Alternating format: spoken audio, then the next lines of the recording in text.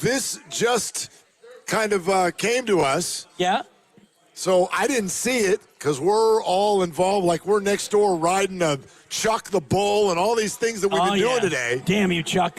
I didn't see that Logan Webb in the 6th inning of that game today, he plunked the hell out of Dalton Rushing right in the ribs. Yeah, he did. Get him, Logie. That was on purpose. Yeah, it was. That was on purpose. Well, Dalton Rushing did the slide way back with your stomach, but leave your hands and legs there. And he went back about 4 feet, but no escaping that one. Nope. And he also gave that sort of like, the way I read it, the head down. It was almost like, should I? I deserve that. No, I deserve. I was reading it like, should I go out there and should we dance? I can't think that he was surprised. He had to know that it was coming. He issued an apology yesterday. Let me back up for those of you who don't know what I'm talking about. Dalton Rushing, in Game 1 of this series between the Giants and Dodgers, he's the catcher. Jung Ho Lee gets sent, by the way, in a very, very odd play where he tries to score from first on a base hit to center field. He's going on the play, so he's going to make it to third. Kind of a lazy throw back in from the outfield. So he gets sent. Doesn't work out. Ball's waiting for him when he gets home. He does an awkward slide, and he stays on the ground, not looking like he's in tremendous pain. As it turned out, he has not missed any games. But he was a little bit hurt on some level.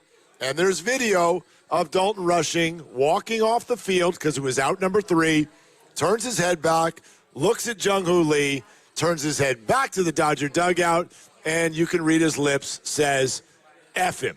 Chuck him. Right. Shout out the Bull.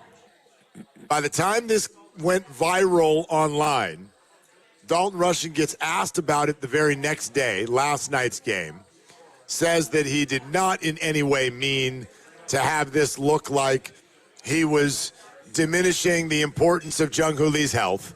Said that he would speak directly to Jung Ho Lee. We understand that he did. So there was an apology there. Also, at some point, seemed to indicate that what we all think he said, he didn't say. But let me help y'all. Yes, he did. There's absolutely no question about it when you look at the whole situation and lip read and all of that. But he wasn't in the lineup last night. Will Smith was behind the plate. Today, back in the lineup, Logan Webb down 3-0 with 1 out and nobody on in the 6th inning, has an 0-1 pitch, and he sticks it right in the ribs.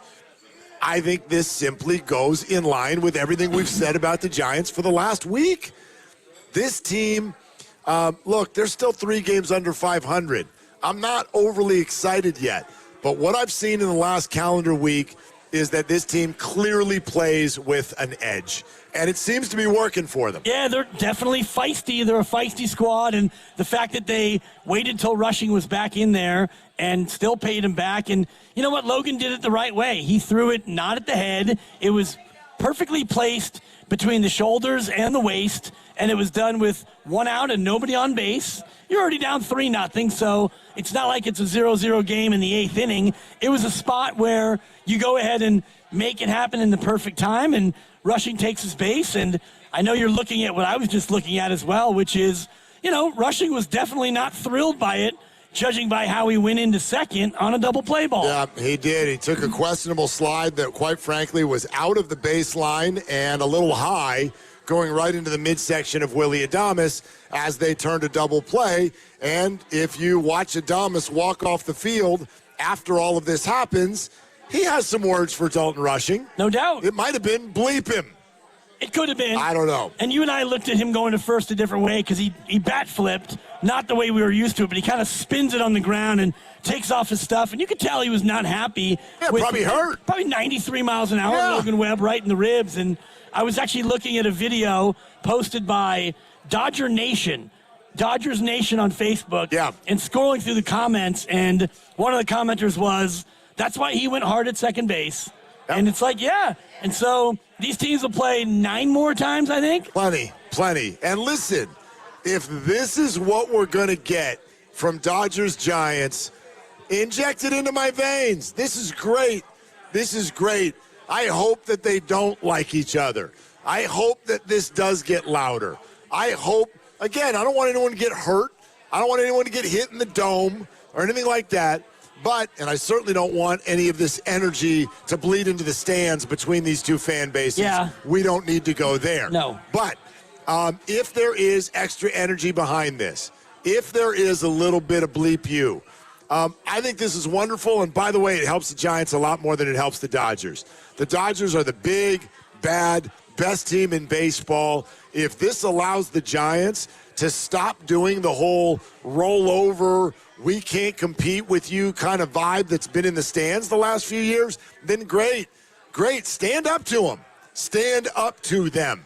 That is the only way that you can handle a bully. That's right. And that is precisely what we've watched the Giants do pretty much at every stop over the last week, all three places. Yeah, and well, so Cincinnati, you get into it over a guy stepping out of the box late, and so the next day, friend of the program goes after, and it's bleep you, bleep you, bleep you, and Washington was intense, and then the Dodgers, you get into it with, Dalton Rushing, who's a kind of a backup catcher, but not anymore because he has so many home runs. Well, I mean, look, the bottom line to this, if you really want like the overall takeaway, Giants win 2 or 3, okay, whatever, it's still early in the season. The bottom line is that this was a wonderful week for Tony Vitello. Absolutely wonderful week for Tony Vitello. Why? I mean, he's starting to look more comfortable in his skin. He's talking about how now he's got the courage to go out in the city and not worry about what people say to him. He's taken in a Chappelle show at Punchline. They're winning more often than they're losing. They're taking 2 out of 3 from the Los Angeles Dodgers. They're getting up into each other's faces. Dugouts are clearing a little bit. The Giants needed to take on a new personality. That's what I think Buster Posey was going for when he made this hire. I don't know if it's going to work long term. That's not what I'm saying, but this week was a great step. Well, yeah. It's a great step. Even if you look at the actual baseball stuff of it, like the bullpen, they're starting to figure out who's going to pitch when, and they are pitching well. The bullpen is now up among the top 7 or 6 in bullpen ERA, and that's critical for this team. And so you're starting to get much more definition. And you had, Drew Gilbert come up, a former Vitello player from Tennessee, and he's looking good in center field. There's already talk about when Harrison Bader gets healthy, how he might be in a platoon situation. And Jung Ho Lee quietly is on fire and playing great out in right field. So you're starting to, I think, establish a little bit more of a rhythm. Tony's getting his feet under him. The bullpen's got role definition, and honestly, the schedule that you've had early has been pretty tough. So I mean, we do forget what we said before the season started, which was that if they could get through this portion of the schedule, and I don't even mean it's not even necessarily done yet, but if they could basically get through the month of April and be about 500, you'd be happy with it. They're not quite at 500, but they're damn close. The Marlins are coming in this weekend. You'd hope that series would go pretty well, at least take 2 out of those 3, and then keep plugging along and see where you're at here in a couple of weeks. But the Giants, at least to a degree over this last week, they've righted the ship. This thing is still afloat. 6-game road trip after the Miami series at Philly, which, Philly's terrible. They're terrible. Bro, they're terrible. Worst record in the league. So a lot of times we look at what a team should be, and they're not. The Dodgers are what we thought they were. Oh. You do have the Padres coming up when you come back home in the start of May, but you go to Tampa, and that's always a tough place to play. Miami, a good team, but again, you just take 2 or 3. If you can start chipping away at series wins, the record will follow. Bullpen ERA right now for the Giants.